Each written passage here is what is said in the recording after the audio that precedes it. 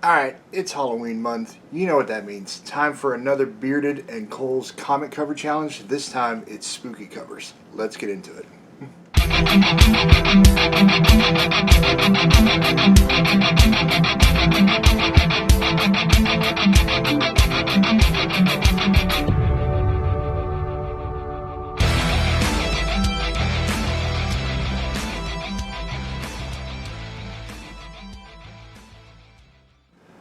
What's going on, everyone? Welcome back to another video. As you heard at the top, it is time for us to answer another cover challenge from Bearded Comic Bro and Cole.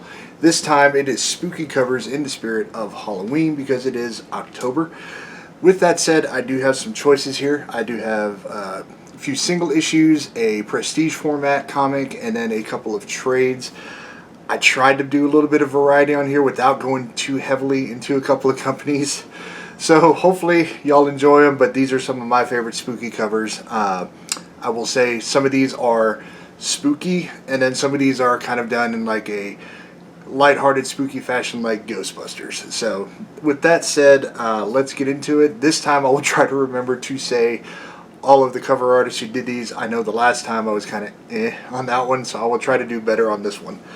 So starting off first right out the gate, I actually just got this one in, but it happened to be kind of the freakiest cover of the bunch so far. But it is the Playthings #3 cover from Black Caravan. This is done by John Clark. This has been a really cool series. I got the Ashcan when it did come out. I think it was very early this year or late last year. So I was really, really excited when this series finally came out. And so far, it's actually been a pretty cool read. Definitely a mind trip and a half. So if that's something that's kind of your thing, definitely give this a look. Get down to your comic shop. Like I said, this is issue 3. Just got it, I think, this past week. So yeah. All right. Again, another one from a pretty recent pull of mine, and it just seemed to fit because at my age, when I was a kid, R.L. Stine was huge. The Goosebumps series, all his comics, you name it.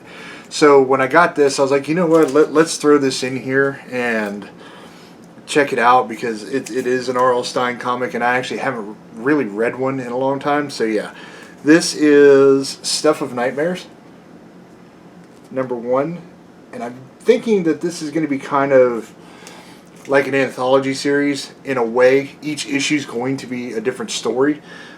This one was actually really cool, pretty weird in a lot of ways. I didn't love it, but I did like it. So, but if R.L. Stine and kind of fun out there, little horror bedtime stories are your thing, this is definitely something worth checking out. And then this cover was done by Tim Jacobus.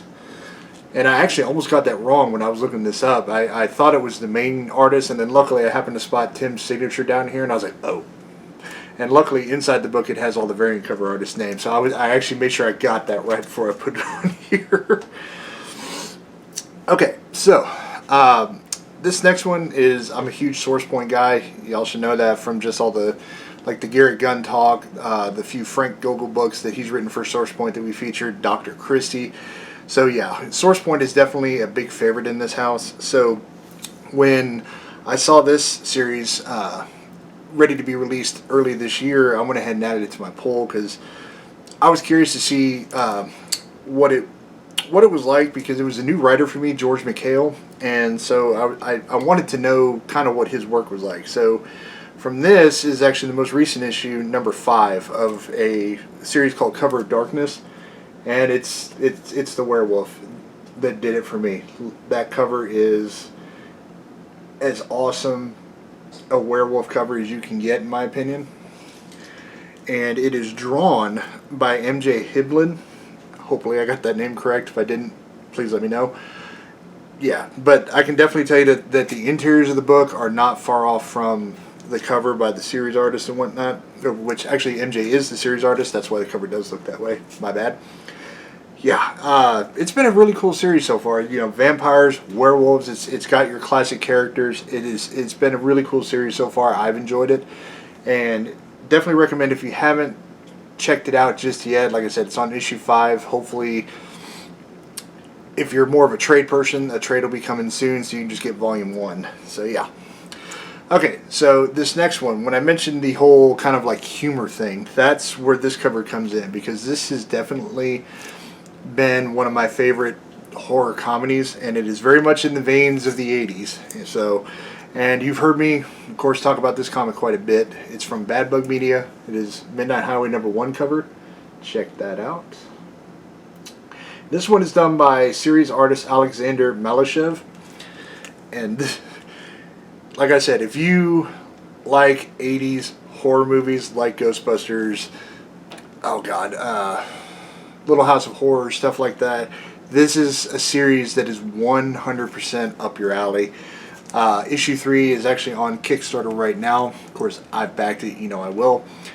And all I can say is I think that this is set up to be the most hilarious issue yet in terms of laughs, but at the same time, it takes the story in, of course, a new direction, and I can't wait. But all I will say is there's a few characters in this that I hope get their own series or crossed over with other characters, because they are just the perfect character to do that kind of thing with. That's all I'm going to say.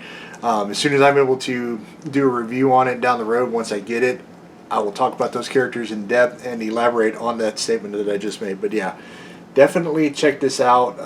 Head on over to Kickstarter. I will probably try to put a link down in the description when this video goes up so that you guys can check it out. Because as you know, Bad Bug has been just basically my publisher of the year. I'm just going to go ahead and say that, just with all the work that they've done and the awesome stuff that they've put out. Alright, so this next one, this is such a cool cover. All the covers for this series are amazing. If you're a big kind of kaiju person and a fan of that, you will really enjoy this. But this is called Mega from Red 5 Comics, and this is actually the start of, I think, Volume 2. It's called Rise of the Black Swan #1. Check out that cover. Hopefully you can see that. Yeah. This is an awesome series done by Salvador Sands, who also did this cover and the interior art. And he wrote it. Like, you want to talk about taking on a heft. It has been a very cool series. I haven't finished the first volume just yet, so when I saw that I had that, I was like, ooh, okay, I better hurry up and finish Volume 1 so I can get into Volume 2 to see if there are any tie-ins to the first volume or not, or if it's kind of just its own separate arc that you can jump into without having to know the first one. So I wish I could give you guys an opinion on that, but I really can't. And of course, one of the other things I do like about it is that it's, as you can see, it's kind of it's a bigger format type comic. So if you're one of those where you like the bigger pictures, everything to be just a little bigger, this is definitely something that you'll want to pick up. And I think this is one of the only Red 5 comics that comes in that format, if I remember right. Alright, so Bearded had one of these covers on for his challenge for this when he did it, and I knew I was going to have it because this is probably one of the best horror series that's been ongoing for the last few years. I don't have any single issues though from this, but I do have the trades so far, and this is Philadelphia Volume 1. And the series artist is also the cover artist for this trade, and that's Jason Sean Alexander. I honestly didn't know much about Jason's work before this series, so color me a fan just after reading Volume 1. This has been a really, really awesome read. Rodney Barnes, again, this is a book that the first time I'd read Rodney's work, I know Rodney's been around a long time and done a lot of big series, but for me being a little newer, this was definitely kind of a jumping off point. And like I said, I've been a fan of Rodney and of Jason ever since reading Volume 1. I actually have Volume 2 in the house now. I'm going to be reading that, and then I think we're on Volume 3 or 4 by this point, so I'm definitely going to be getting that whole collection. Alright, so moving along here, I had to have some of the classic, horror franchises in here. So when I went looking through the collection back here, believe it or not, I was actually surprised when I found it, even though I shouldn't be, just knowing how big a fan of horror that Jay and Jenna are. So yeah, I was like, I'm going to pick a Predator, Alien, Jason, Friday the 13th, something like that. Well, when I found this, I knew it was the one. So this is Volume 2 of Hellraiser. And this cover was done by Nick Percival, and it is absolutely sick. Hopefully you guys get a good view of that. I will not lie. I've not read any of the Hellraiser comics yet. I want to, though. I skimmed through this one, and holy crap, is this a brutal book. Just like the movies, I know, but the book is brutal. So color me interested, and I'm definitely going to go check this out and might even try to do a review on it here on the channel. But if any of you have read the Hellraiser series, let me know down in the comments. Let me know what you think of the comics. Because like I said, I only know the movies. I have not checked out the new one yet, but yeah, let me know what you guys think of the comics. Alright, so this next one is I had to have a Zenescope book in here because Zenescope does great horror. I know they're known for, you know, doing the princesses and that big series, but they do some really, truly fantastic horror. And this was one that really early on, a couple years ago when I was doing the big horror kick, or when I finally got into the genre, Jenna suggested this one pretty heavily, and I think it was probably the third or fourth horror book I read after Pestilence. So yeah, this is Satan's Hollow. It's a hardcover. It's the entire story. Super cool book. The cover is done by Kaio Cacao. I hope I said that correctly. Please let me know. Yeah, I mean, he did amazing work, and this is a cover for me where this kind of art has always been something that I found spooky. Even when you see actual statues that look kind of like this stuff in the real world, it's always been something for me that I think is spooky, and just it works. And that's pretty much why I had that cover on here. Alright, last and certainly not least, if you are a big fan of Aftershock, I'm sure you've probably seen these huge prestige style one-shots that they've done. They've got a whole series of them. I've got pretty much all of them so far. This was the first one that they ever released, and this whole book was a mind trip and a half. I'm still not even sure I grasped 100% what happened, but this is the cover for Piecemeal, and everything about that is just creepy. Gives me the heebie-jeebies. This is done by Simon Kudransky. I hope I said that correctly. If I didn't, just please let me know. But yeah, the cover, as soon as I saw this, I had signed up to get all the prestige formats when they announced these. And when I got this, I was like, if this is what I'm going to start getting, oh boy. And yeah, like I said, this is a story that I'm still not sure I fully understand what I read, but it was so good. So if you definitely like stories that are just as much a mental thing as much as they are like a visual, 100% check that out. But so yeah, that was, again, I love these cover challenges when Bearded and Cole announce them, and it's a lot of fun to kind of go dig back through everything we have, because at this point it's grown so much for all of us that at times it's actually hard to remember what we do have.